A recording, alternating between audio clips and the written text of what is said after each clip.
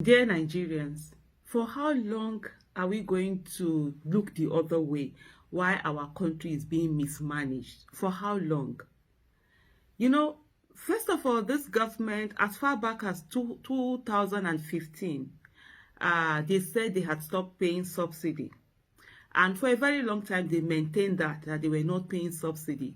Up until at one time they now said, okay, what they were paying was under recovery. And then they came again, they said that they were no longer paying subsidy. And now we have the NNPC, the head of the NNPC, the GMD, coming out to say that they can no longer pay the subsidy that they are paying, 120 billion naira every month. You are busy protesting for your salaries to be paid. You are busy protesting for minimum wage to be increased. How will your salaries be paid? How will minimum wage be increased when your monies are being used to pay subsidy? When you talk, people is like, oh, subsidy. Subsidy for what? Subsidy to whom?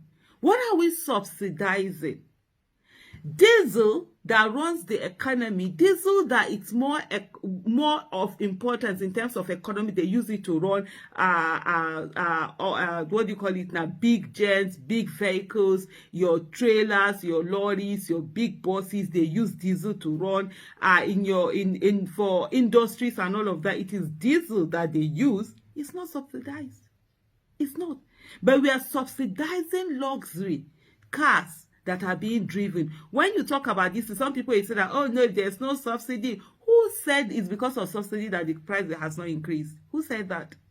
First of all these people that are importing fuel, that are bringing fuel into this country, when they know that they are the ones to pay all the bills, guess what? They know how to ensure their money, they efficiently use it in such a way that they are not spending unnecessary. Where they don't need to spend, they will spend.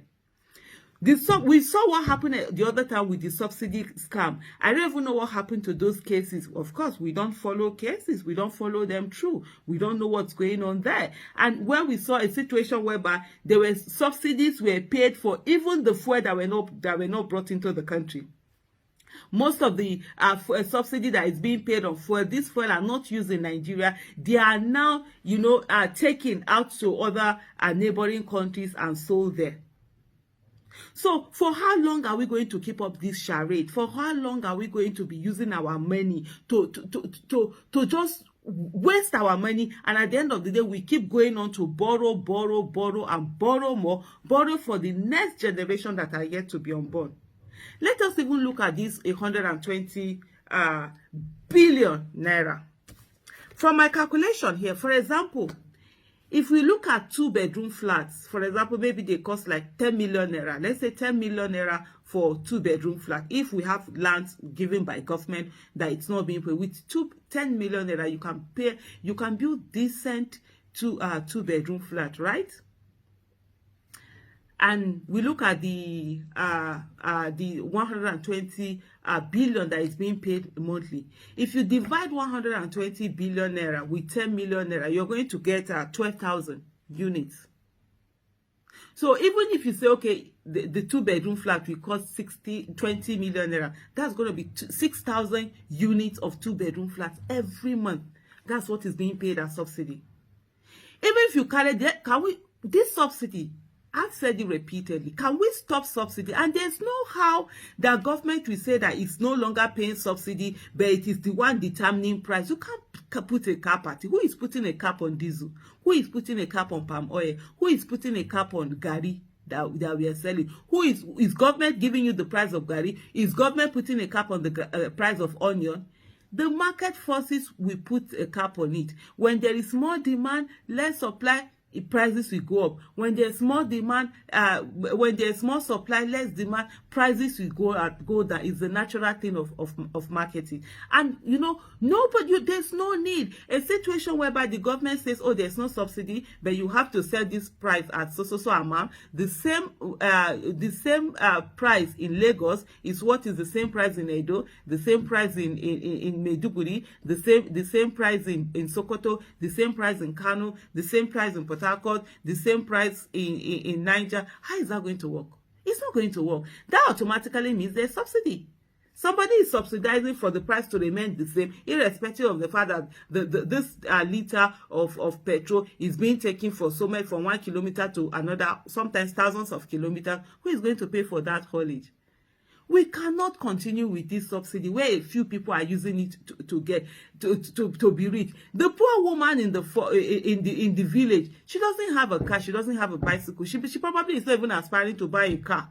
She's not. But yet you are using her money to pay subsidy. Can you please subsidize education for her, good quality education for our children to get, and education is the easiest way to break the shackles of poverty. When her children get that education, they'll be able to uplift the whole family. Can you use it to instead of subsidizing for petrol, can you subsidize food so that she'll be able to feed her children nutritious food? There are so many things that can be done. Can you subsidize and give her accommodation instead of the money you are spending on this subsidy, that you're subsidizing luxury for those of us that have more than one car? It's not really fair. We can't be using this so much. We're already crying. There's so much cost of governance. There's no money in the country. We're borrowing money to pay even salaries, and yet we're wasting money on unnecessary things. March this year was an opportunity for government to have removed the oil price has crashed so much that it was at negative. Why didn't the government use that opportunity to remove it and let the market forces take care of itself? In 2015, when they increased the fuel price to, was it 140 something or thereabout, the excuse that Buhari's administration gave was that they were going to remove subsidy, and Nigerians were ready for subsidy to be removed. And they said, no wahala, even if you increase it, they didn't do anything. Even when NLC came out to protest, nobody really listened to them. So why are we still paying this subsidy? 10 million naira to 2-bedroom flats. We will get 12,000 units from that 120 billion that is being paid. Imagine in 1 year, if you do that, in 1 year, you are going to get 144,000 units of 2-bedroom flats. Do you know what 144,000 units of 2-bedroom flats is? If we say, for example, okay, teachers, let's put it in the educational sector. Let's look at teachers and say, good teachers with good grades, teachers with the qualification, that have what it takes, are able to teach. We want to employ them into the public sector, right? And then they know that when they come in, there is a 2-bedroom flat that they're going to get maybe after 3 years or so, which will be taken out of it from their salary little by little, like owner occupier kind of thing. You think that many people will not go into teaching at the federal level? Or at the state level, at the public level? They will teach in public schools. And so in that way, by the time we improve on the curriculum and getting the right kind of education, rejig our curriculum and everything, we'll have our children having good quality education. Is that not something? By the time every year you are having 144,000 teachers having these units that they can get. Do you know the kind of people you will encourage to come into the educational sector and be part of it? In 10 years, that will be 1,440,000 units of houses that will be built by this money that we are already using and wasting on subsidy. Why are we not thinking governance? Why are we not running governance the way we run our businesses, the way we run our lives, the way we want things to work? This thing is not, prayers is not going to give us good governance, because God has given us capacity to make decisions for ourselves and get this good governance. What is it that we want that has not been given to us? Is it the manpower? Is it the resources? Is it the mineral resources? What is it?